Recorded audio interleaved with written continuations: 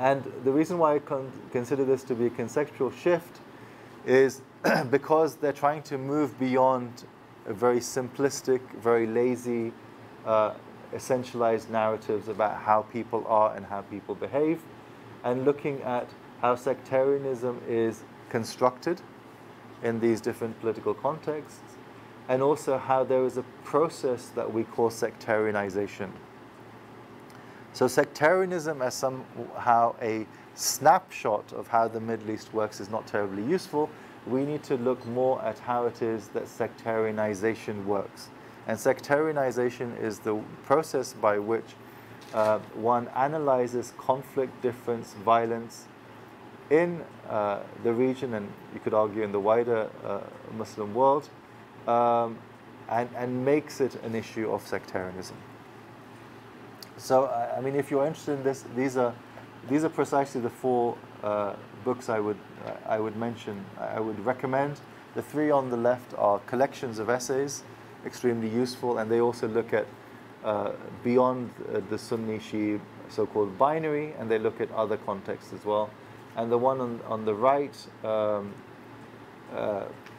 happens to be a friend and a former student. This was a PhD done at Exeter, which we're proud of, which looked particularly at how it is that sectarianism has been constructed in Iraq, and how actually sectarianism has much more to do with political entrepreneurship and perhaps less to do with religion, or certainly with religious figures. So we get to this fundamental thing which I'm trying to ask, which is moving away from sectarianism as an analytical concept and moving towards sectarianization. So that takes us beyond religious reductionism, that it's all about religion. It takes us beyond historical reductionism. So what I mentioned before, which is that the conflict in Iraq post-2003 goes back to 680 and Karbala. It takes you beyond looking at humans as mere victims of their past, victims of their history, and it takes you beyond this avoidance of political analysis. One of the problems with accusing the other of irrationalism, and this is true, the notion is if someone is sectarian, they are irrational. It's a bit like a lot of the discourse about terrorism. If you demonize someone as someone who is a terrorist, who is motivated by ideology which cannot be moved because of religious views that they have, then that actually means that you are not engaging in a political analysis of what's actually going on. It's avoiding a political analysis. This, of course, does not mean that I think that religion, history, and identity are not important, but they are factors within a wider set of types of factors. And the sorts of questions which primarily motivate an understanding of what sectarianization is precisely these questions which I have in the middle here. Why do you have, for example, Sunni and Shia parties in different states in the region? Why do militias exist which are identified in those terms? And why do we define conflict in such terms? So these are some of the key issues, and to kind of unpack them, then we need to move towards precisely the how and the why sorts of questions about conflict, which have not, on the whole, been the case. And we need to distinguish those from different types of arrangements. So for 20, 30, you could argue even about 70 years, there's a lot of discussion about institutional and cultural sectarianism in Lebanon. It goes back to the National Pact at independence, and it's this notion that you have, for example, sectarian quotas defined by confessions. But these do not necessarily have to lead to conflict. It's just a way of managing confessional difference. And somehow this is different from the sort of sectarianization we've seen in Iraq, where you had the sectarian quotas which came in of course, with the Americans. We can't deny that. It's not that the Americans created conflict out of nothing, but it's rather that the definition that a ruling committee, for example, had to be made of certain numbers of Shia and certain numbers of Sunnis and certain numbers of Kurds, then becomes part of an attempt to institutionalize something which then has continued into government jobs and ministries and so forth since then.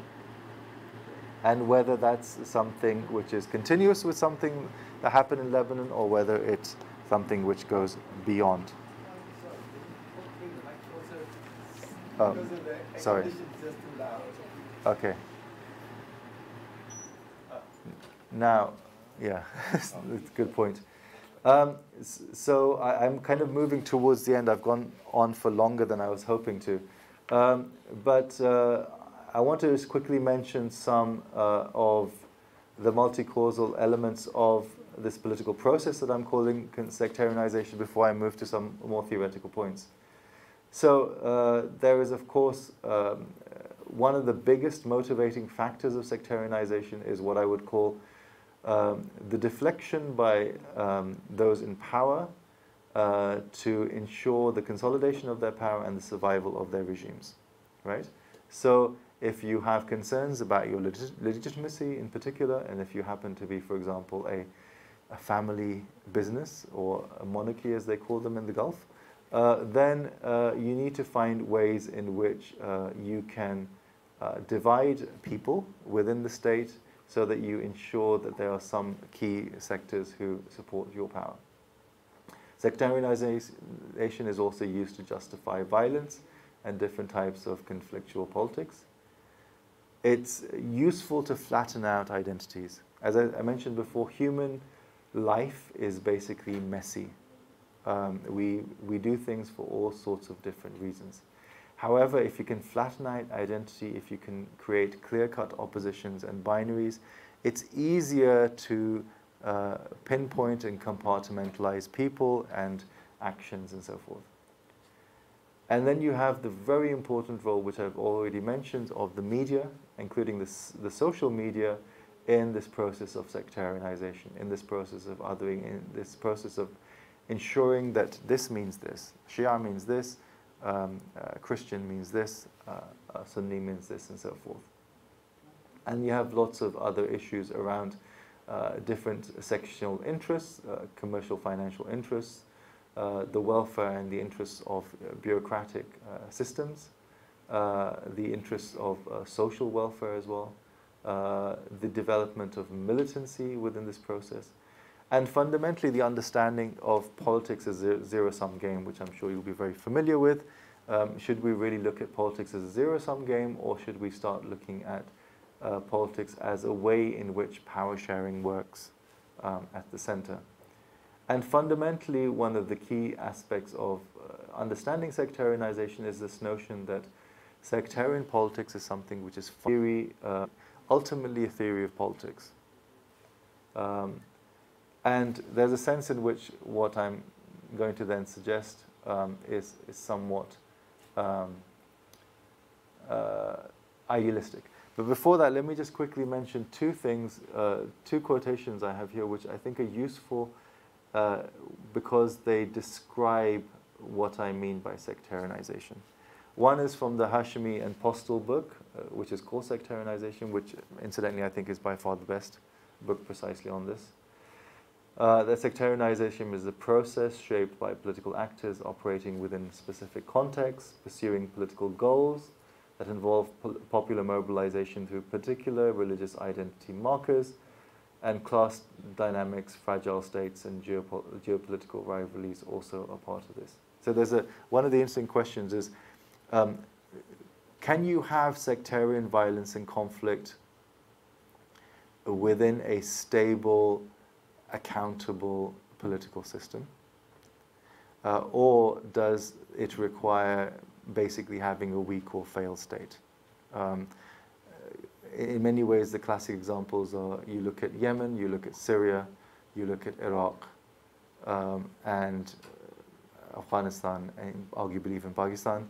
These are all good examples of states which have often been described as being weak or failed states, and one of the features precisely of them is this sort of process of sectarianization and conflict.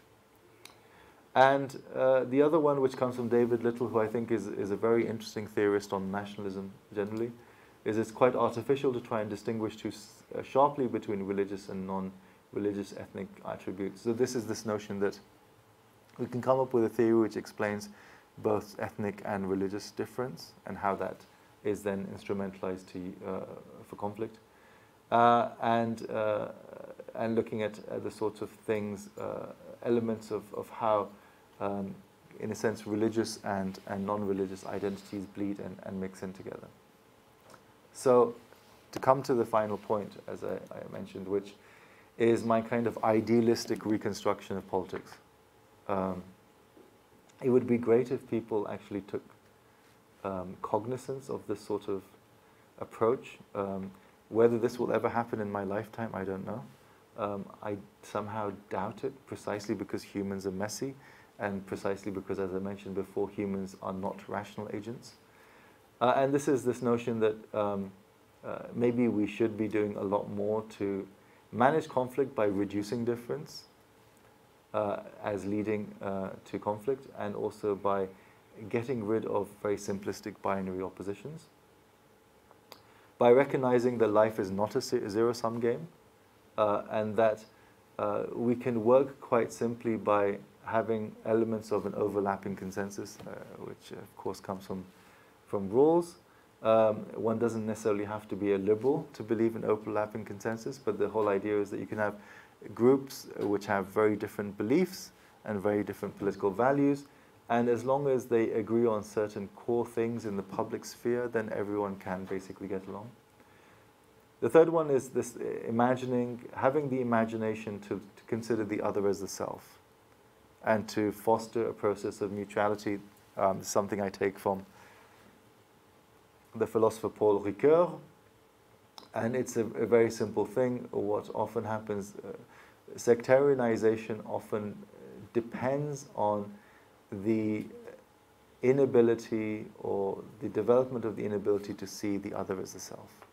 If you see the other as a self, you're less likely to have hatred towards them, less likely to inflict violence upon them, less likely to caricaturize them as somehow evil or demonic. And one also needs to recognize that religion and culture can be useful instruments for the flourishing of human life, because they do tend to give an account for what it means to be human, which can be very positive and affirming. And this I take particularly from the work of Charles Taylor and Alistair McIntyre. So ultimately what I'm trying to do is suggest that you can reintroduce reintroduce both idealism and aspirations within public life, and one can ultimately reintroduce morality and reason within public life. Recognize that things like justice and equilibrium and friendship are important political virtues. This goes back at the very least to Aristotle. And a recognition that quality of life is something that everyone aspires to, and it has different aspects, social, economic, and beyond. It's much more than just the economic sphere. So what we have here is a very messy in some ways, but also highly idealistic reconstruction of politics as a way in which one can then move away from conflict and violence, and recognize a difference, and foster mutuality as a way of running our public sphere and running life within communities and societies, not just, of course, in the Middle East, but also far beyond that. And I will stop at that point. Thank you.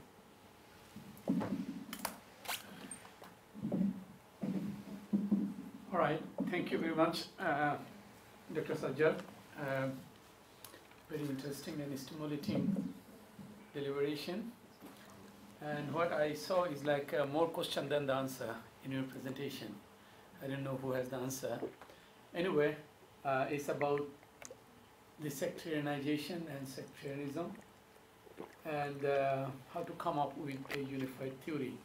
I think it's time to go for a kind of comments or question, or how you find the theory problematic or too idealistic or realistic, how to make it more realistic. Again, we can go for some kind of comments from the floor. Dr. Hisham? I came late. Okay, you formulate. Anything, doctor, at the back? Yeah. I also came late. You came late? Yeah. Okay, I was the only one who was from the very beginning. What was the beginning? You missed out. All right. So far, I like it, though, but I don't know. I don't want to Okay. say anything. Anyone else? Well, let me make a comment. Yeah. It's interesting as you go through the list, right? It seems that the tedious issues become the major issues. It's the minor differences between us are exaggerated. Well, why do you think that the religious overarching concept of justice doesn't come across? Why we should treat people as just, even though they're different from us? And of course, this is the concept of Al-Kitab. We have this. Why not transform it for Jesus of Shia?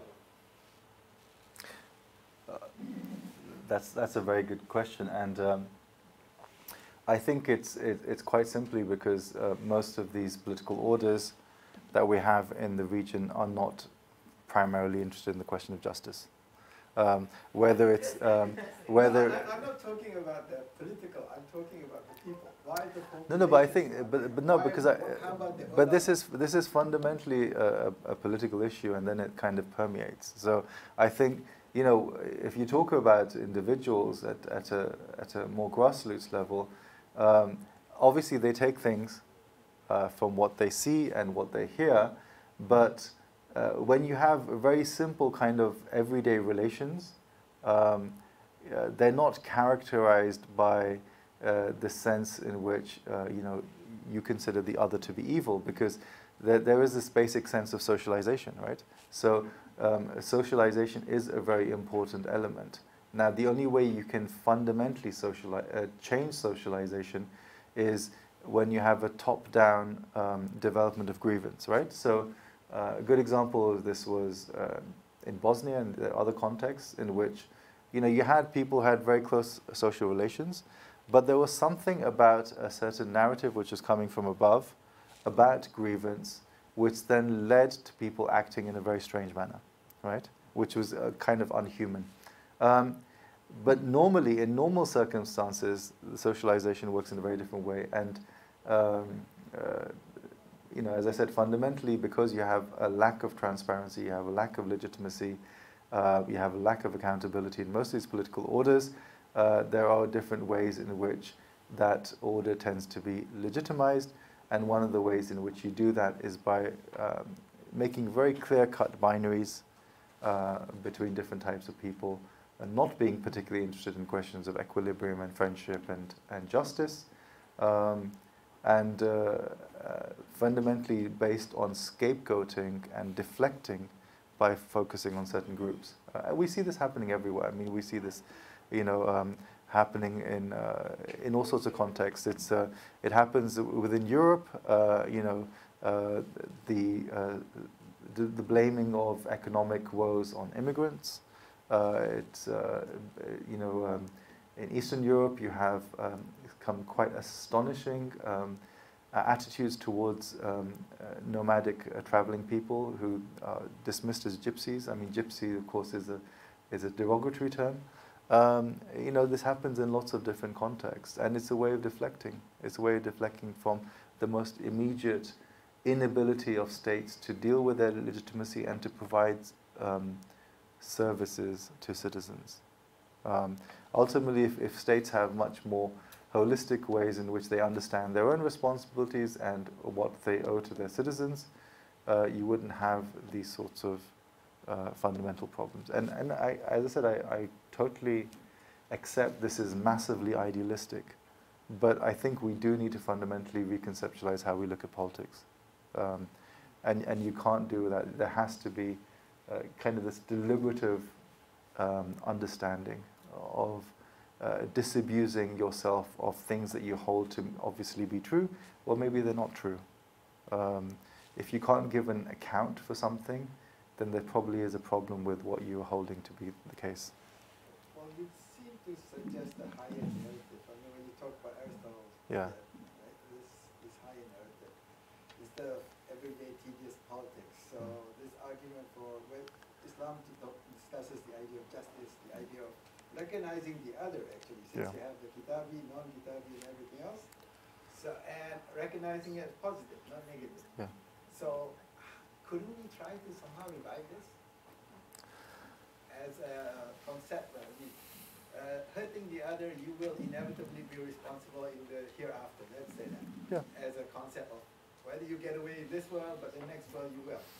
But it seems that the Bosnian case, where neighbors who knew each other so well could turn on each other over relatively tedious issues. I don't know how you're going to do it here. I mean, it's again, it comes back to one of the things I said earlier, which is that the problem we have is that people are not necessarily all bad, and also people are not necessarily all good. And the element of how you balance it is very problematic, right?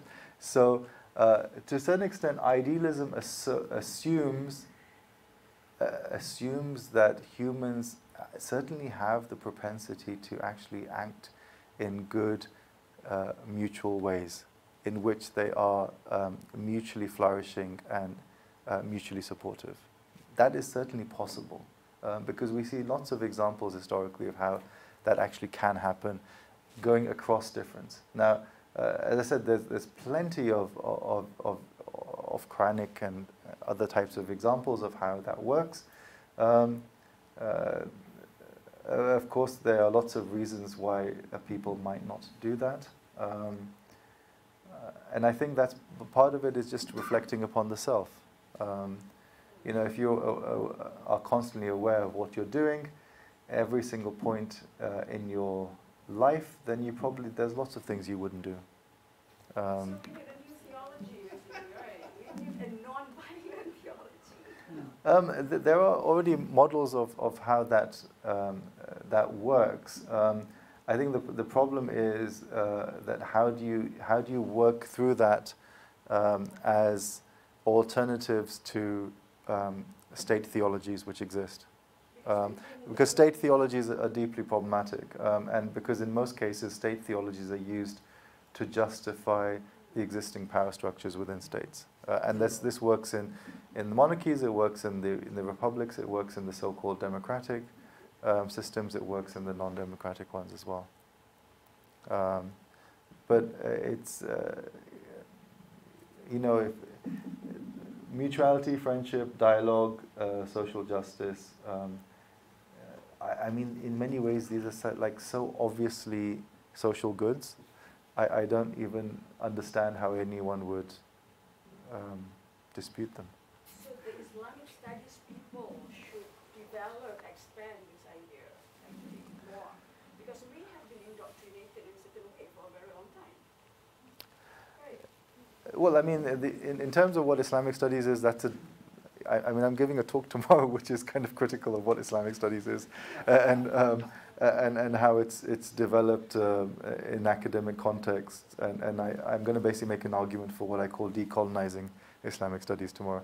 But I think Islamic studies, the study of Islam, but also study of lots of things. I think fundamentally, since I'm sort of interested in philosophy, I personally think everyone has kind of very deep questions about the nature of existence, the nature of the world in which they inhabit, and these are the sorts of questions that we should be encouraging, for example, kids from a very early age to make, and also help them work out how you make sense of those questions and how you talk through them. So, you know, recently there's been a lot of discussion, and in many states you already have that, where the teaching of philosophy for children is becoming extremely important. And that affects everything. That affects, the values that people have. Why are we here as opposed to somewhere else? Why do we exist as opposed to nothing? Because, of course, it's entirely feasible that nothing could exist. What fundamentally acts as the basis for how we act within the world. What motivates us? What can motivate us towards the good? What can help us cooperate towards the good and not against what is evil? All of these things are deeply Quranic concepts anyway. Can I just make one more comment? Actually, I'm a student of public policy and governance, and public administration is my specialization. Sectarianizing conflict, if I put in the frame of two logic of appropriateness and logic of consequentiality, and then we add on that third logic, it's called logic of holiness and godliness.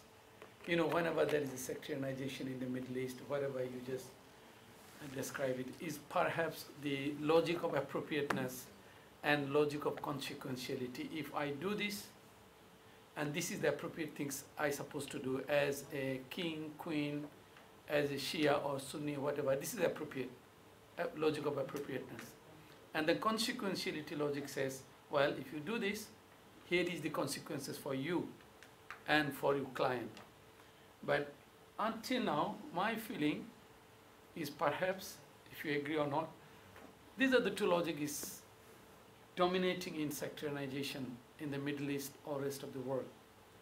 If we bring the third logic, do you think it will help to, what you call your unified theory? And if it is the case, how to operationalize it, or how to go about it? Do you have Islamist, any suggestion for Islamic studies student or the thinkers? Thank you. Yeah, your kind of fundamental kind of pedagogies. I think very simply, a lot of this does start at a very young age. Whether it's about helping people understand what the nature of politics should be, what sort of mutual duties and rights do we have in the public sphere, how one should recognize difference and how one manages differences. Differences can be extremely oppositional, right? But why should we live with that and not, for example, then disengage from a dialogue or then lead to some sort of violence and so forth? So I think a lot of this is very simply a question of education from the earliest period, and then it has to then be reflected in politics. It has to be reflected in the way in which government works and is seen to behave, whether it's in government departments and so forth. There are so many structural constraints to this. There are structural constraints of corruption. There are structural constraints which relate to the self-interest of different types of departments, including ministries of education. So it's in some ways it requires a fundamental overhauling of pretty much everything that exists. And then also, simple things like, of course you have a role for religious leaders, whether they are kind of formal ulama or whether they are kind of popular preachers or people who have like widely followed Twitter accounts and so forth. I mean, these people do have duties to at least be accountable, have to be transparent, should not be making things worse. I'll give you one small example. I was invited to a conference at Harvard in April, which was called De-Escalating Sectarian Conflict in the Middle East.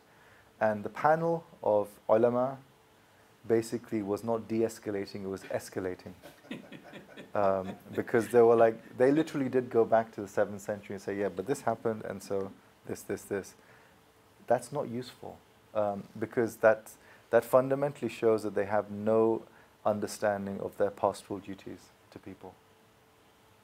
And unfortunately, that's widespread. in many ways. But no, you're asking a big question, and I don't really have an answer. Okay, thank you very much. Yes, the brother at the front, please. You, and then after you. What we're discussing are complex issues, and I believe in these such complicated issues and intricate situations, I believe dancing around the issue will not help. I feel that we cannot gloss. If we are to solve these things, sometimes we have to get down to the nitty-gritty. For me, one of the elephants in the room is what happened in Syria. If you follow the Sunni-Shia conflict in the Arab world, and I was in the Arab world, you would realize that Sunni-Shia pre-Syrian revolution is different than Sunni-Shia post-Syrian revolution, even though a lot of the grievances that were going on in Iraq since 2003, it was already going on. So why would Syria be different? One of the reasons is the media, because a lot of people were not aware of what was actually happening in Iraq. Post-Syrian revolution, a lot of the Arab peoples now look differently towards the Shia. And they felt that the Shia showed their true colors. Because for a long time, there was an attempt at creating proximity between the Sunnah and the Shia. And for a long time, the Arab people still tried to see the common denominator between the Sunnah and the Shia. It was quite common maybe even to show a Sunni person a picture of Hassan Nasrallah. And at that point they would kiss the picture and they would say, this is a person who is resisting against our common enemy, which is the Zionists. Post-Syrian revolution, that changed. So I feel a lot of the onus in this, honestly, is on the Shia to show what really happened. In Syria, we never said anything about Iran. Iran wasn't our issue. The Shia was not our issue. It was just this mass tyrant dictator called Bashar al-Assad. Who made it sectarian? When the Shia sided with the tyrant and made it a religious war and started giving fatwas talking about the end of times and how, you know, you have to stand by Bashar al-Assad and so on and so forth. And this is why a great and respectable and largely moderate scholar in the eyes of many, like Sheikh Yusuf al-Qaradawi, said, I have been trying to create proximity between the Sunnah and the Shia for decades, and I realize now that this is a huge failure. We have to try to delve into that. Why did that happen? Why did he suddenly discover that this is a futile endeavor? Thank you. So that's a classic example of how sectarian narratives develop. It's obviously, I mean, I don't need to refute it because it's so obviously refutable. It's just not true to say that all the Shia support Bashar al-Assad. I mean, it's complete nonsense. There's so many examples against this. It's not even true to say that Qaradawi is somehow a taqreeb guy, because he's not. He's been issuing fatwas before the Syrian war, basically saying that jihad in Iraq against the Shia is wajib on you. So I would really question the bringing in of someone like Qaradawi in that context. And of course, Qaradawi and many other people, many of the ulama in the region have relations with different states. So, you know, they ultimately are acting as spokesmen precisely for the sort of instruments of sectarianism that I'm talking about, sectarianization that I'm talking about. So I don't think it's useful to actually to argue about who's to blame. I'm not interested in this question of who's to blame. I'm interested in the question of how these processes happen and how you overcome it, right? So it's not, it is absolutely useless to say it's your fault, because that doesn't actually move you forward. What do you want people to say? I mean, you want people to say, okay, we'll stop being this? That's not actually even a solution. The solution is more like, okay, so how do we deal with difference? How do we understand that in certain contexts people make decisions, political decisions, which are based on certain types of state interests. There are state interests involved, right? You know, someone like Bashar and his father before them, you know, if they want to be in certain contexts, they'll be Alawi. If they want to be in certain contexts, they'll be Sunni. If they want to be in certain contexts, they'll be Ithna Ashari, right? They've always done that. And the same with the official Sunni ulama in Syria have done this and that whenever they wanted to.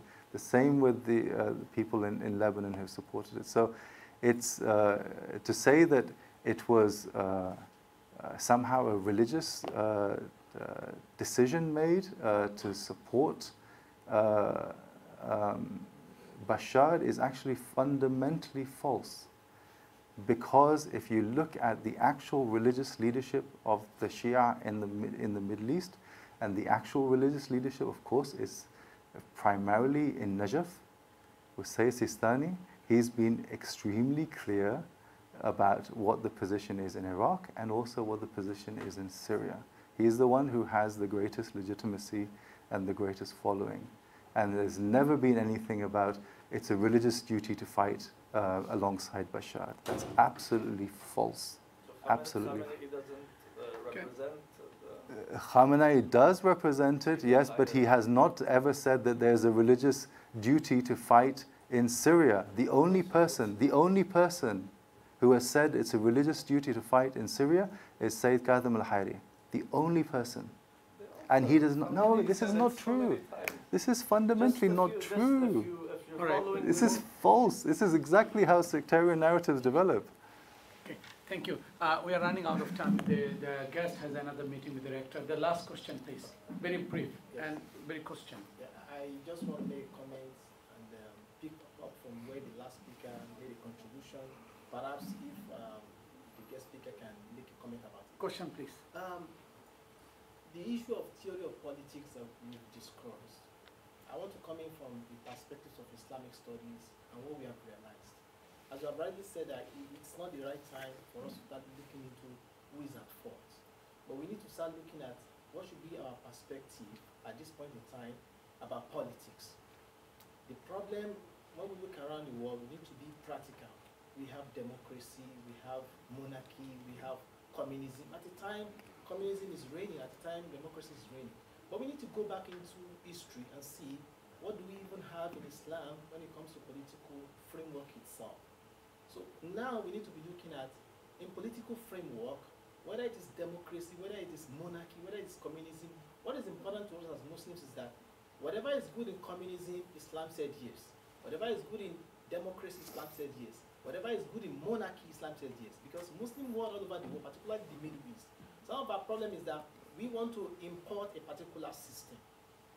We said we don't want our system again. We want to bring what is done in America, in Britain. And at the end of the day, we have a chaos around the whole system.